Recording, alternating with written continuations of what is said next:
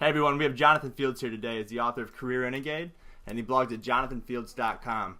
Jonathan, I want to ask you about conventional wisdom. You had said that to me, and I thought that sounded like a great topic, a little different than what we usually talk about. So I ask you, what is conventional wisdom, and why do you feel like it's important? Well, conventional wisdom is important because by and large, you need to understand what it is and why it's really important to, at almost all costs and at almost all times, probably ignore the hell out of it. Conventional wisdom, in my mind, tends to often be the collective assumptions of a whole crap load of people who have either tried at something, not done it wholeheartedly, or not done it in a deliberate, intelligent way and failed, or far more likely than that, never even tried to do something because they bought the fact that everybody else said it wasn't possible. And so many of us, I mean, the thing that really bothers me is so many of us walk away from opportunities, like ventures, adventures, things that we really want to do in our lives, professional, personal, because somebody else said you can't do it. And what's really important to understand is when somebody says, you can't do that, when you read in a newspaper, when you hear online, you can't do that, what you have to understand is that's them essentially saying to you, I can't figure out how the hell to do it, so who are you to try? And when you understand that, you reframe it in that way, and you start to say, you know what, maybe I can't do it, maybe I can do it, I don't know. But the one thing I'm not going to do is buy into somebody else's limitations and impose them on me and limit my life without me actually kicking the tires, without going out and saying, you know what, I need my own data. I need my own trial. I need to go figure out if this is real or not. What most people end up doing when they actually go out and try it out is they realize, you know what, it isn't true. And the awesome thing about conventional wisdom is that for the few people that actually realize that it's actually a test and it's not it's not a final determination, it's more a barrier, is that when you move past the barrier put up by conventional wisdom, the herd of competition out there is so much smaller because so many people just default to not even trying that your likelihood of success goes up dramatically.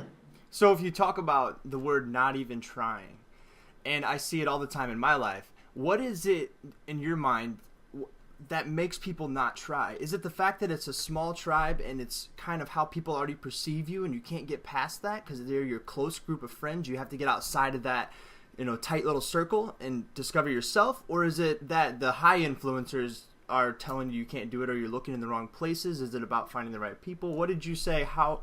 Because I see it a lot of times where people just can't get past that step, or they don't even know where to go. What do you think is the why that happens, and how can you get past that hump?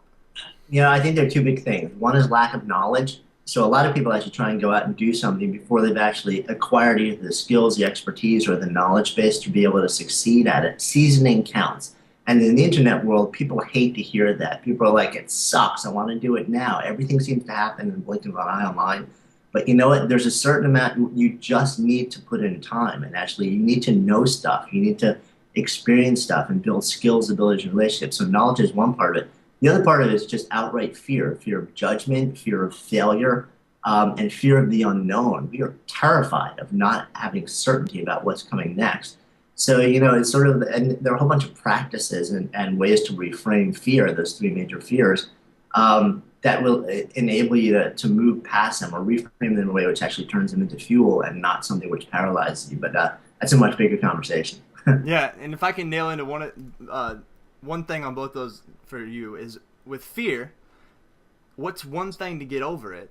What's one thing to do to be different? And with the other statement on knowledge, I found a lot of times it's profound ignorance, though, and you just don't know what you don't know. And a lot more times it's that they don't know, have someone to point them where to look, rather than, they want to know, they just don't know where to know, I guess is what I'm trying to say. How do you acquire the knowledge? Do you need a teacher? Can you do it all yourself? Should you go about it yourself? And, what's the first step to getting over fear? Okay, so let's talk about the knowledge thing first. Two big things. One, just get online and start Googling the hell out of everything. In terms of just straight up knowledge, there's such a mass amount of information that's available to you for free or for very little money online now, but it takes time. You need to start on Google and just start drilling down and drilling down and drilling down. But that's part one. Part two is access, knowledge and access to people who have already gone where you want to go, or at least achieve some element of what you want to achieve. find those people and gain access to them. If you have to pay for access to them to get their feedback and insights, then do it. But access to mentors, to rabbis, to people who will, who are there, will facilitate and accelerate. They'll serve as huge catalysts to your journey and huge. They'll really help develop your knowledge base in a much faster period of time. On the fear issue, you said, how do you get past fear? How do you have no fear? And that's a complete misnomer. You will always have fear. If you don't have fear, you're probably not doing something cool enough or worth it. So that it's not about getting past fear. It's not about getting rid of fear. It's about understanding how to leverage fear and live with it. And that's there are a whole bunch of different lifestyle practices that really help with that. There are a whole bunch of ways to just reframe fear in a way to use it much more as a tool than a barrier. But one of the things that people try and do is eradicate fear and uncertainty. Give it up. You can't do that. The best people in the world go out there with butterflies in their stomachs every day, and the day that those butterflies are gone, they know that they're probably not doing what they need to do in the world. Awesome. Hey, that's great, Jonathan. I totally agree with you on the fear thing, and that, you just got to live with it and not try to get rid of it. And everyone, this is Jonathan Fields. Thank you for taking the time today. He blogs at jonathanfields.com and is the author of Career Renegade. Thanks, Jonathan. My pleasure, man. Thanks for having me on.